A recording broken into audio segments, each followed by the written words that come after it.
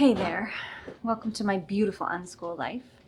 I don't know how well this video is going to turn out because I am currently in a tiny hotel room with these two chickens. I like chicken. I like chicken. So there's a lot of noise and a lot of chaos, and I don't have much personal space. But I'm going to go ahead and try and film this and see how it turns out. So we're back in Canada now. Our trip from the airport in Entebbe to the airport in Toronto was almost exactly 24 hours. Of the 75 things that could have gone wrong, I don't think a single thing did. So yay! I feel like we won. Canada has a policy right now that you have to stay in a hotel for 3 days while waiting for a COVID test result to come in. So we are currently on day 3.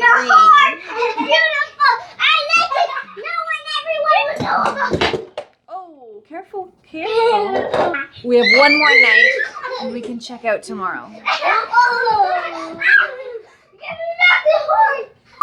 They've definitely gotten crazier every single day that we've been here. People have to know about you. It could be the complete lack of sleep because they're still waking up at 3 in the morning from the jet lag. I wanted to take some time to reflect on what we just did because it was really risky and scary and challenging and rewarding. That we just picked up and flew halfway around the world to a place where none of us had ever been. I have anxiety, Bethany has anxiety and ADHD. So to do something like that is quite intimidating. And it could have gone terribly wrong. It could have been a huge mistake. I knew that at the beginning. That could have been a huge mistake. But I knew that if I didn't go, I would definitely regret it. And if I did go, I might regret it and I might not. So of course we went. It was difficult. The whole 3 months was difficult. There were moments where I thought I shouldn't have come. A great example is when I was in the hospital with Bethany with malaria when her fever was spiking for the fourth time in 24 hours, and then I got a phone call that Abby was sick too. That was probably the biggest moment where I thought I should have stayed home. And there were lots of times where I felt like I was putting my kids in danger, rickety vehicles and rickety boats with no seatbelts and no life jackets and no car seats and no airbags, and so many situations where it could have been very dangerous. But at the same time, it's really important to me that my children understand that safety is sort of a privilege. The kids in Africa, they never get life jackets or car seats or seatbelts. They never have airbags. They ride around on the back of a motorbike with 4 other people at the same time.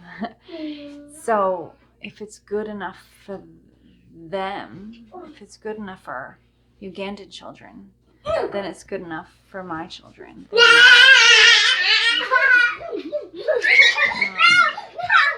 My children aren't somehow deserving of better safety precautions than all of those children.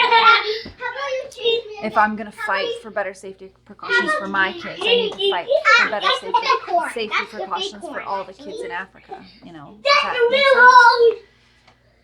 sense? But yeah, nothing went wrong. Lots of horrible things could have gone wrong. I mean, lots of things did go wrong. It was hard. I had to have a root canal. Both girls got malaria. There were a lot of times where the culture and the attitudes and the parenting styles of Uganda were very challenging for all three of us. But we really learned so much. We really gained so much. We really grew so much.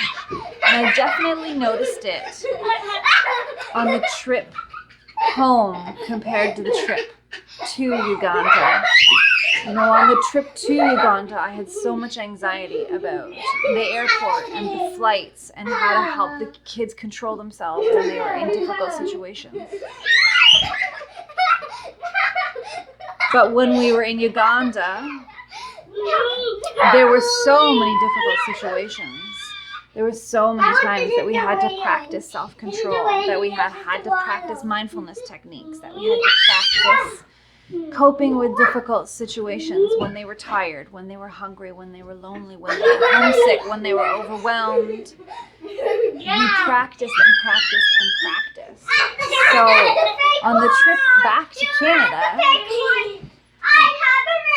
we were far more, I mean, number one, we were much more prepared for dealing with difficult situations. We had rehearsed our mindfulness techniques to the point where it was a lot easier to do them in the moment. It was a lot easier to remember to do them and to remember how to do them. You're a water dragon.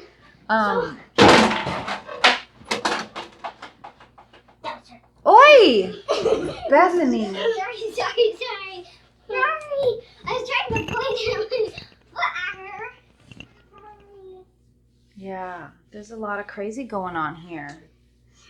Do you think you girls can control yourselves a bit, or do we need to do something a little calmer for a while?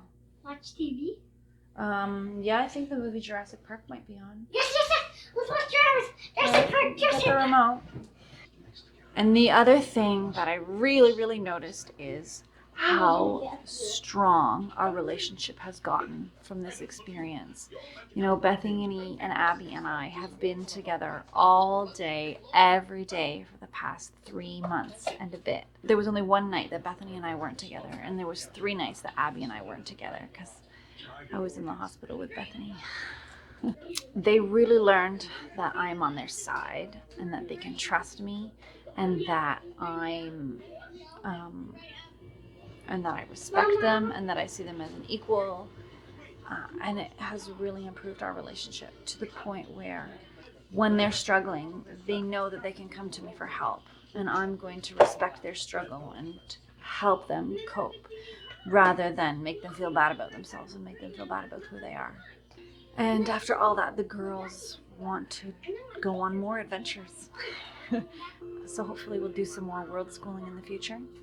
And on that note, I wanted to talk about, I came across a video a while ago, this guy who travels a lot, talking about how world schooling is a horrible thing and children shouldn't do it because they don't get to socialize like normal people. I really didn't. I mean, it is an important thing to keep in mind, absolutely. Children need long-term, stable relationships, healthy relationships with other people. That's a core part of being a healthy, fulfilled human. But I think it's a mistake to say that you can only do that in school. I mean, I had a lot of really unhealthy relationships when I was in school. But the relationship that the girls developed with the boys when we were in Uganda was far stronger than any relationship they would have had in school. I think a smaller number of kids, 6 kids, and they really had to work together and support each other and get along with each other and share and be respectful. And they really did develop they really did develop their they really did develop their social skills. And the other thing I wanted to talk about is how great my children's imagination is, and how they'll play with other children and they'll invent these elaborate pretend games where, their horses in a stable, and they'll spend 2 hours playing this game. And a lot of the times parents will tell me that their kids never played like that until they hung out with my kids. And I don't think it's that there's anything unique about my kids. I mean, yeah, they do have really good imaginations, but I think it's just because I have allowed them. This is what free play does. This is what, if you just leave your kids alone. And one of the other teachers was impressed when she saw this in our school. If you leave kids alone, they just invent stuff. And their imaginations go wild, and they're very, very clever, and fantastic things happen. So sitting here in this hotel room, we have only watched TV a little bit, because for the most part, that's cool. For the most part, they have invented fantastic, elaborate games where they're jumping on the moon Going back to Earth. or under the ocean. She's a sea monster that I discovered, and she's lobby in the video. Is the Titanic a sea dragon? The Titanic sea dragon? Because that's a giant sea dragon that's as big as the Titanic. Or raising baby birds. So I have a birdhouse, bird feeder, bird bath. What else should I have? Anyways, that's about all I want to talk about today. We will have some more videos about the trip and some more footage from Uganda, but soon we will be back on our homestead with our garden and our ducks and our chickens, who I have missed dreadfully. Thanks for hanging out with us. Take care.